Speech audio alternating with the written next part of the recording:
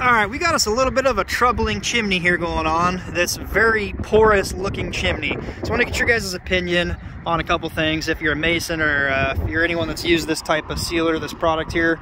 This Klean Siloxane PD, however you say that word. Like a water sealer for chimneys and masonry type stuff.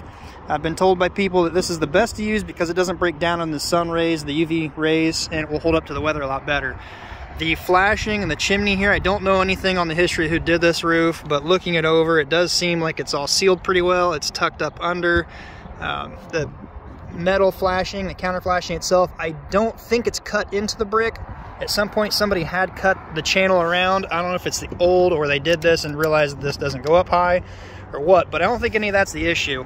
What I think is going on is this block is actually so porous it's soaking into it. They're noticing the predominant damage inside on this south and west facing sides here where the weather in our region just blasts this. After starting to spray this product on there, I've gone through almost the entire gallon of this and I'm blown away at how porous this stuff is just soaking into it. So two things, if you've used this, let me know if this works good, how it holds up. Is it as good as they say it is? Second, if this doesn't stop the problem, what you guys recommend to either rebuild and replace this chimney or to skim coat over it? I'm not a mason, I don't do any kind of stuff with that. I'm hoping this will take care of it first, but I've been just blown away at how damn porous this is. So we're gonna spray it on here. You just gotta ignore this cheap little tank sprayer. This tube is so rigid it sucks. All right, we're just gonna hit a little spot here. You can just see it doesn't even run, it just soaks in. Blast it. We've already blasted the entire chimney, hoping for it to penetrate in there and seal up. It just sucks it right in there. That's after a gallon on these, what, 1, 2, 3, 4, 5, 6 blocks tall. It's not big at all. What little experience I have with these, I do know they have been very porous, but I've never seen it this bad. I do know if you're cutting into them like this, you need to be extremely careful because the ones I've seen have actually been hollow inside. You've got the square shape, it's about an inch and a half, maybe an inch and a half or so thick. There's usually several points coming off to a circular or square section to hold the terracotta in up top there.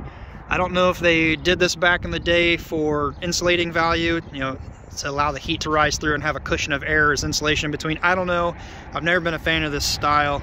But we're gonna try this, spray the remaining bit I've got around these southwest facing sides to hope that it stops. There are some areas where there appears to be a crack coming through here, and in the mortar itself, kind of, I don't know what you call this, I don't know the terminology, I'm not a mason. It's all for the most part there, but my goodness, I've never seen something that damn thirsty. It doesn't even run off, it just soaks in. There are some areas that could be repaired. Alright, you guys let me know. Have you used this? Is it good? How's it stack up compared to Thompson's water sealer? There have been a few chimneys over the years that I have done. People are like, oh, just spray some Thompson's on it. It takes care of it, stops it from soaking in and penetrating in. I've never seen a chimney this porous before. I've also been told that the Thompson's is junk. Don't use it because it doesn't hold up to the sun. So it breaks down, whatever. Let me know. Chimneys, masonry, people out there. Is this good? And what do you recommend on this chimney right here? I don't know. You let me know. Alright, until next time, be safe, and we'll see you then.